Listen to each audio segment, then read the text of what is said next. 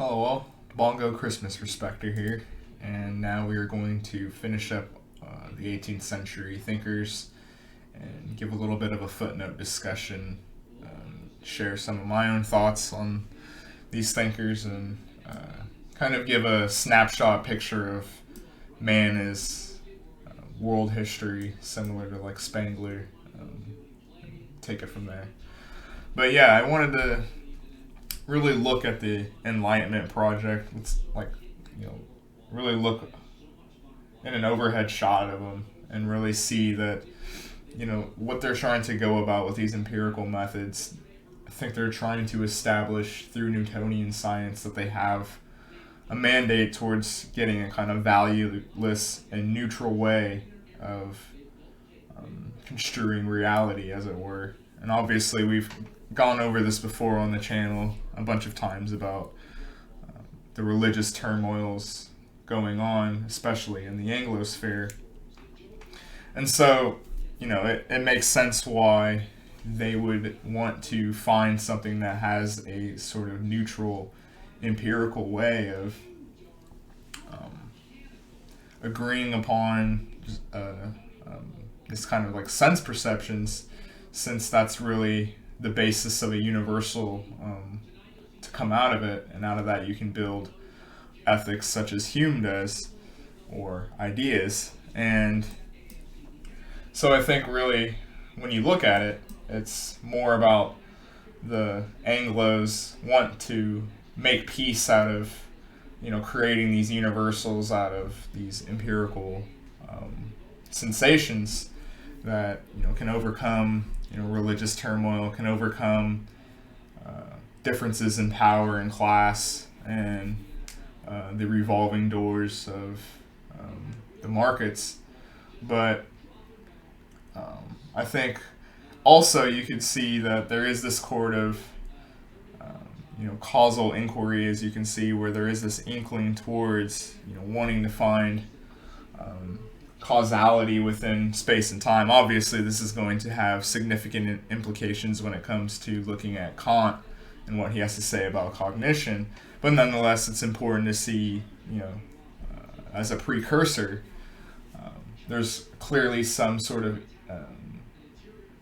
wanting to find out what causal explanation is, what is the teleology of cause itself, what is the first cause, as it were, or lack thereof, as some of these people would have argued, or lack of proof.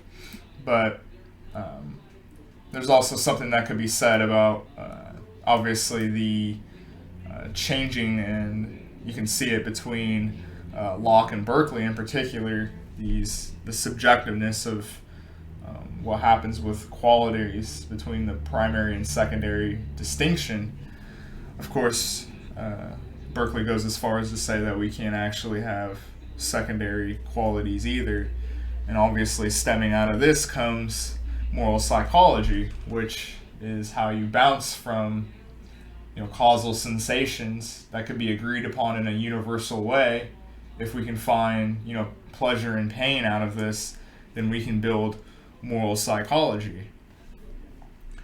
And so perhaps it's kind of interesting to look at the 18th century not necessarily as empirically true, obviously, as Hume would say, but more as there's some sort of passion and will for a kind of tabula rasa way of going about life in the Anglosphere, especially at this time. And I think that's a way more profound way of looking at it than the typical way academics and other people and institutions look at it, whether it's just psychoanalyzing an entire race and calling them a bunch of colonizers, or just the kind of economic, dismal way of thinking that I think you see a lot, or I certainly did in my college experience myself. But I think that also kind of could tie in now to what could be said about the concept of fake news in contemporary times. But I think this also speaks to theory's placement and the concept of fake news and its necessity in this time, how else are you supposed to explain coordination in the world other than out of these subjective sciences of psychology? And you see all the time in our culture of these explanations that kind of come about in these sort of chemical reactions, and love is just this chemical reaction to in processes of the brain that goes beyond you. And ultimately, though, what does this really amount to any different than these sort of spiritual explanations that we've gone over in these reactionary videos on this channel? There really isn't much to it in my mind. But I think also it's important to perhaps look at how performative these universals are, in its way it's constructed through a sort of apprehension of us standing outside of nature. We're trying to get this snapshot view through our intellect of nature itself. And I think that says something about Spengler and intellectuals trying to hark out of the visions of sex and death. Spengler says a lot about how architecture is like a precursor really to a civilization, in that sort of spring stage where in order to cheat death, let's build something. Let's build some great mosque. Let's build a great church or something of that nature. And of course, when you look at particular intellectuals, such as Isaac Newton himself with his Newtonian sciences of the time, there's not a lot of reproduction going on. Of course, it's famously pointed out. And you see this with a lot of intellectuals, where reproduction and passing on one's genes isn't at the forefront, nor is any other sort of common way of life. And there is a sort of antagonism, I think, that is true, that people point out, where the intellectual kind of has this sort of antagonism towards the common man beyond just economic theory, but on an actual true values and ethical level. And you clearly see that throughout Decline of the West, of course. But I think also perhaps these underlining universals and ethics, though, that are pointed to, even if we don't necessarily agree with them or agree with how they're constructed in the Enlightenment period. The concepts like due diligence, and they weren't necessarily pointed to because of how true they were in a social setting, but because they were actually true to them in a sort of ethical way. And I think in a lot of ways today, we can't even really sympathize with that now, as everything has been really reduced down to functionality, as Berkeley would have pointed out and feared that mechanistic sciences are coming.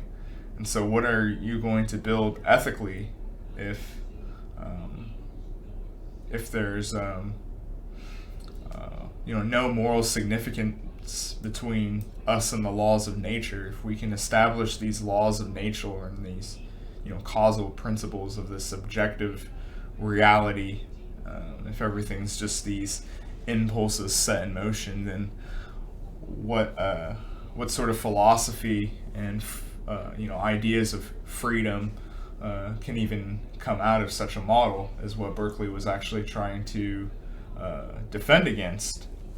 And in some regards, you'd see Hume trying to build that out of belief. He wants to obviously deploy skepticism, but reconstruct belief that is obviously forgotten by most people, as we've talked about. But I think there's also, perhaps to finish up and really go about